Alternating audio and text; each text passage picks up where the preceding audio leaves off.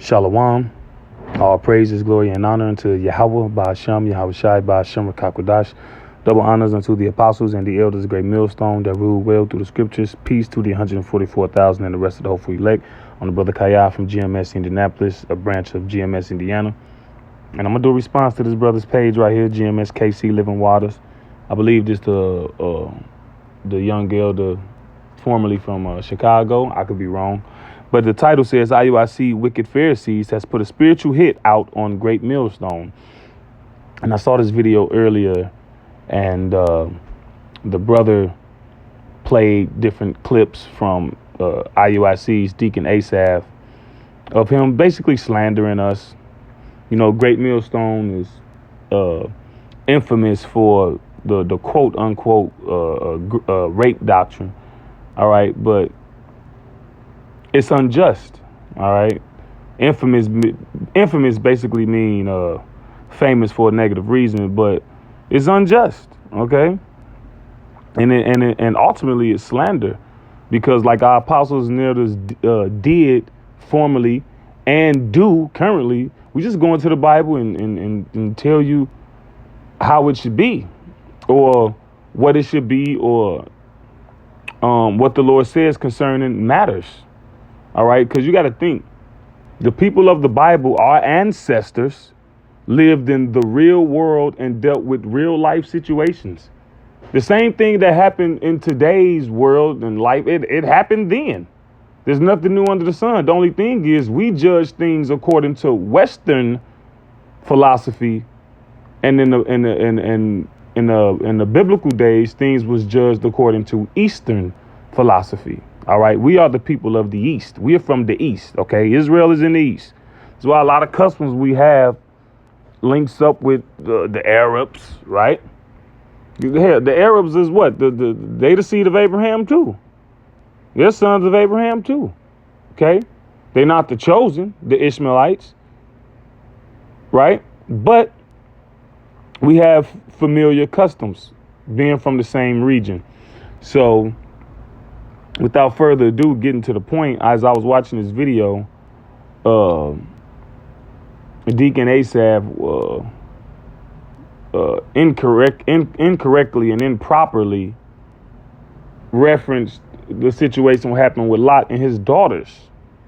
All right, I believe he was, if I'm not mistaken, he was making a point about the apostles. Pardon me. He's making a point about the apostles' reference to Lot and his daughters. But nevertheless, the Spirit jumped on me to do a lesson directly concerning that. All right. And I'll go to it.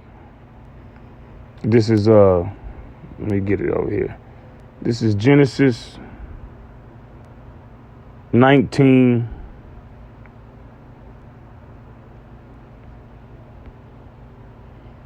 I'll start from the top. And there came two angels to Sodom at even, and Lot sat in the gate of Sodom. And Lot, seeing them, rose up to meet them, and he bowed himself with his face toward the ground. And he said, Behold now, my lords, turn in, I pray you, into your servant's house, and tarry all night, and wash your feet, and ye shall rise up early and go on your ways. And they said, Nay, but we will abide in the street all night. And he pressed upon them greatly, and they turned in unto him and entered into his house. And he made them a feast, and did bake unleavened bread, and they did eat.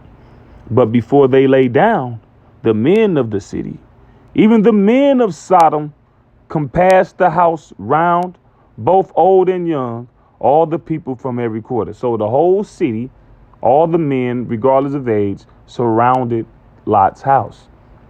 Who knows how big the city was, right? I dare say thousands, potentially even tens of thousands. Okay. And they called unto Lot and said unto him, Where are the men which came in to thee this night? Bring them out unto us, that we may know them. In this context, the word know means to know carnally the way a man knows a woman. So this is this context is a sexual context here when it says no. And Lot went out at the door unto them and shut the door after them. So picture the scene. Lot's house surrounded. They murmur, noise is being made. All right. And it's nighttime. It's time to go to sleep now. Right. They done ate. Everybody done kicked it and had their fill. Now it's time to lay down and go to bed. Now the people surrounded the house. They could have had torches. Right. Everybody surrounding your house. The way Esau used to do, the so-called white man used to do back in the day, 30s, 40s, 50s. All right. Surrounding Jake's house. Getting him to come out. So Lot hurries out and hurriedly closed the door behind him. Okay. Verse 7, and said, I pray you, another word for pray means beg, brethren, do not so wickedly. Behold now, I have 2 daughters which have not known man, right? They're virgins. See, the word know was used earlier. Now it's, is used in context again, which have not known man, so they're virgins. Let me, I pray you, bring them out unto you, and do ye to them as is good in your eyes. Only unto these men do nothing, for therefore came they under the shadow of my roof. Now that phrasing is important, because you'll read this with the Western mind and the Western eye. When I say West, I mean the so-called white man's influence. Okay, America, Europe, what they say is right. See, the Western mind and the Western eye is what? Women and children first. Okay, but in the East, okay, men were preeminent, and not only that. You have this here. I'll read it in the this is the Bible Hub. This is the Gill commentary. You could click on, let me show you. I don't ever really show how I get to these things. And the water Yahweh Shem Yahushua for Elder who is that? Ariala of Dallas. First person I ever seen actually go into the Bible Hub and actually go into, not use the Bible Hub within itself, but actually go into the commentary, and to be more exact, the Gill's commentary, right? So you can go to the Bible Hub and you can go to I'm on Genesis 19. Let me click on something else, right? So I'm on Genesis 19, and this is the parallel. So it shows you can compare the scriptures all at once. All right. But then you click on COM, which stands for commentary. And then you got all these various commentaries you can read. You got the Barnes, the Benson, the B.I., the Calvin, the Cambridge, the Clark, the Darby. Got all these various different commentaries. I use Gill because that's what I saw the elder use. I've got into other ones, but I like the Gill. So you go into the Gill's commentary, and they're not always right, of course, but you take the meat and spit out the bones. It's all through the spirit, right? So now I'm in the Gill's commentary. I'm going to jump down to Genesis 19 and verse 8. Now I'm going to jump down to when it said the shadow. I'm going to jump to the last paragraph. For therefore came they under the shadow of my roof. For though it was not their intention in coming, nor the design of providence in bringing them into Lot's house to secure them from the violence of the men of Sodom, but for the preservation of Lot and his family. So that was the whole purpose for them even being there, which as yet he knew nothing of. Yet it was what Lot had in view in giving the invitation to them. This is the point.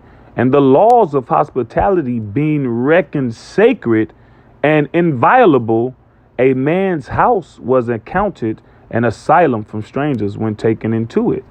Okay. Now, let's jump to here. Now, here you have, it says excerpt from Manners and Customs of Bible Lands. I think this might be the book that Elder Yashawamba references frequently, here and there. And it says the sacred duty of hospitality. So you got, look, eating alone, dislike, guests believed to be sent by God. Look, friends as guests. See, the scripture says, the scripture speaks about entertaining guests, for some have thereby entertained strangers unawares. So certain people you see on the street, you know, they speak to you, they talk to you. If they polite and if they mannerable, if they not rude, you know, you respond in kind. You know, you never know who you're talking to, especially as it pertains to them being our people. Look, that's our people, man. So-called Negroes, Latinos, Native Americans, even if they're a bum, man. Quote, hell, they call us bums, we bums. But not to say bum derogatory, but even if they, you know, hard up, they down bad. Look, man, if they cool, then we cool. You know, that's still your people. Remember Tobit? All right, you read the book of Tobit. Tobit went out and invited the poor and the sick and the lame to his house. They was out there getting. The Assyrians was mad, man, that they didn't conquer Judah, so they came back to the land and was slaying Northern Kingdom. He would take the bodies and bury them, because that's a great grievance to kill somebody and leave their body unburied. They wanted them to be dead in the street. They wanted them to be left unburied. Tobit was like, fuck that, I'm burying my people.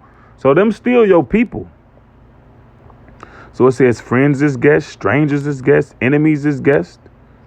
It says our remarkable feature of Oriental hospitality, Oriental mean East, is that sometimes an enemy is received as a guest. And as long as he remains in that relationship, he is perfectly safe and is treated as a friend. There are certain Oriental tribes of tent dwellers who have the rule that any enemy who has once dismounted and touched the rope of a single tent is safe. So that's showing you the depth of this custom, all right, among tent dwellers. Okay, bowing, greeting, kissing, removing the shoes, the guest given a drink of water, the guest served the meal, the guest made lord of the house. And Eastern proverb runs thus: the guest while in the house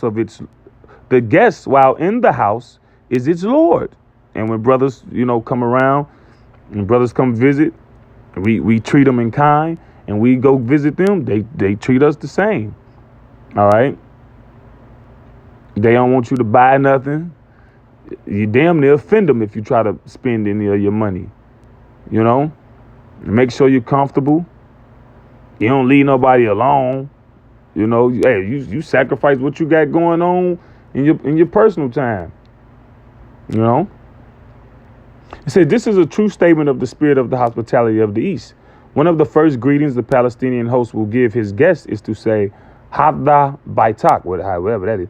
This is your house. Hey, what do Latin tribes say? How do you say that in Spanish? Mi casa es su casa. My house is your house. Make yourself comfortable. Take a load off. Relax. What's the other one? Make yourself at home. See, in the Western world, these are just things to say. They don't mean that. But we mean that.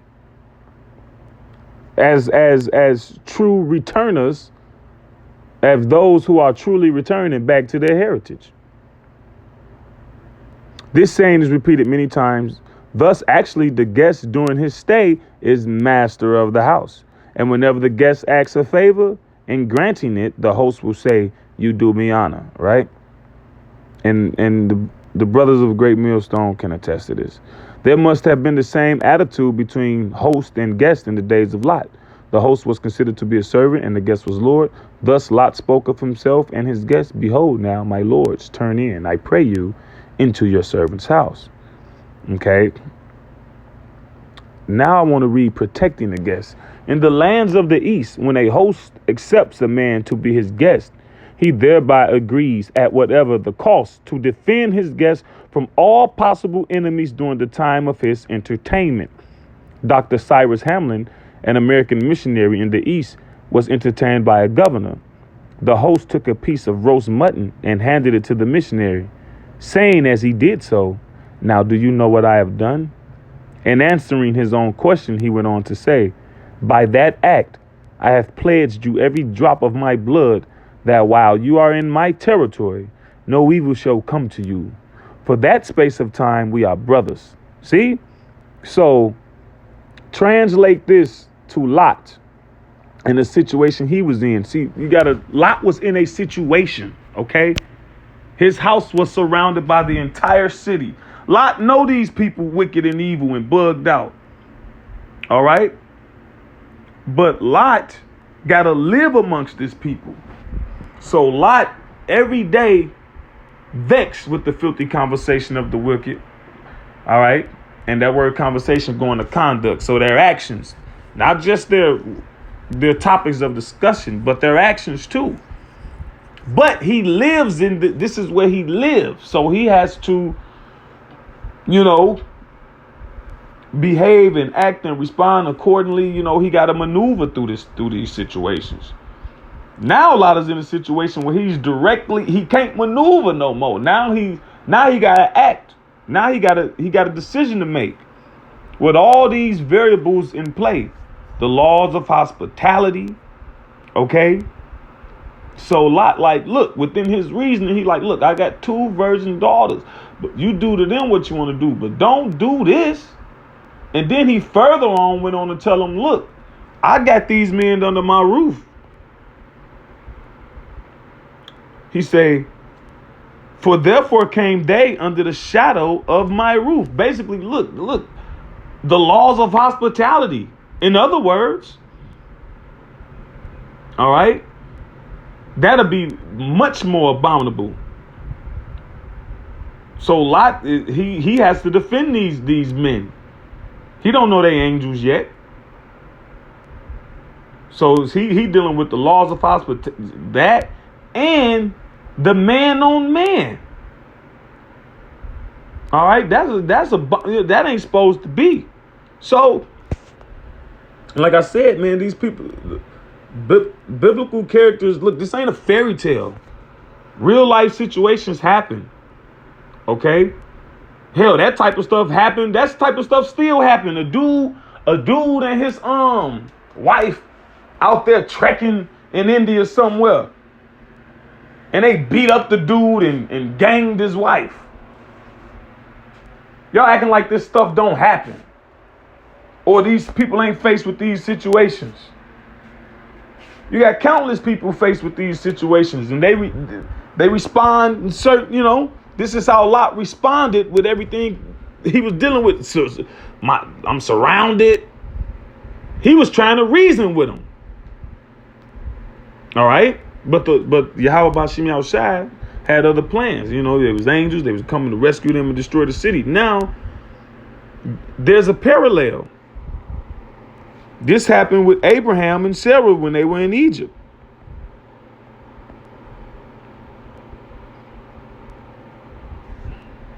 Genesis 12 and 12. Therefore, Genesis 12 and 11. And it came to pass when he was come near to enter into Egypt, that he said unto Sarah, his wife, Sarai, which Sarai in the Hebrew is Shariah. Shar is prince, Sarah is princess. Shariah is my princess. This was Sarah's name before it was changed. Behold now, I know that thou art a fair woman to look upon. Fair means beautiful. It don't mean white. Or it don't mean pale. Therefore it shall come to pass, when the Egyptians shall see thee, that they shall say, this is his wife. And they will kill me, but they will save thee alive. Say, I pray thee, thou art my sister, that it may be well with me for thy sake, and my soul shall live because of thee. And it came to pass that when Abram was coming to Egypt, the Egyptians beheld the woman, that she was very fair, very beautiful. The princes also of Pharaoh saw her and commended her before Pharaoh, and the woman was taken into Pharaoh's house. And he entreated Abram well for her sake, dripped him out. And he had sheep and oxen, and he asses, and men servants, and maid servants, and she asses, and camels. Right, so here it is. That's his whole wife. But he look, just say you my sister, so they don't kill me. And basically, he gave his sister to Pharaoh, and Pharaoh gave him a dowry. Okay, the she asses, the maid servants. That's how fine, that's how fine, like Apostle Taha say. That's how fine Sarah was, man. He gave him all. He gave him all of that. What it say? You women ain't fine like that. And your attitude even uglier. Because Sarah, in all her beauty, now mind you, if I'm not mistaken, Sarah was 70 years old at this time. All right? A 70-year-old woman. The finest thing walking. And you know what? Her beauty didn't allow her to wax proud and pride. Proud and pride. Her beauty didn't allow her to wax proud. Okay? It says what? Even as Sarah obeyed Abraham, calling him Lord. Another word for Lord is master. You old American women, you got all type of reasons to think and believe that you should be worshipped. The money you may bring in, your degrees, and the whole lot of you, the majority of you, weigh more than a man. Weigh more than a man, have known more men than he have known women. You today's women, you have more sexual partners than the average woman have more sexual partners than the average man. That's a new thing. But anyway, back to the point. So Abraham was in a situation. So he thought. But the Most High was with him, and the Most High came and delivered him out of that situation. So Sarah wasn't defiled because she already belonged to a man. But within his reasoning, that's what he came up with. Look, I'm in his land. Look, you fine. We ain't from here. They gonna kill me and they gonna take you. All right. See, people would read that, and with Lot, he do that to them his daughters. Why would he? This is the truth. All right, everything is in proper perspective, and that's more in line with the proper perspective, dealing with the laws of hospitality and dealing with men on men. That should never be. But anyway, I pray that this was a edifying lesson to the hopeful elect. All praises, glory, and honor unto Yahweh, by Hashem, Yahweh Shai, by Hashem, Rakakwadash.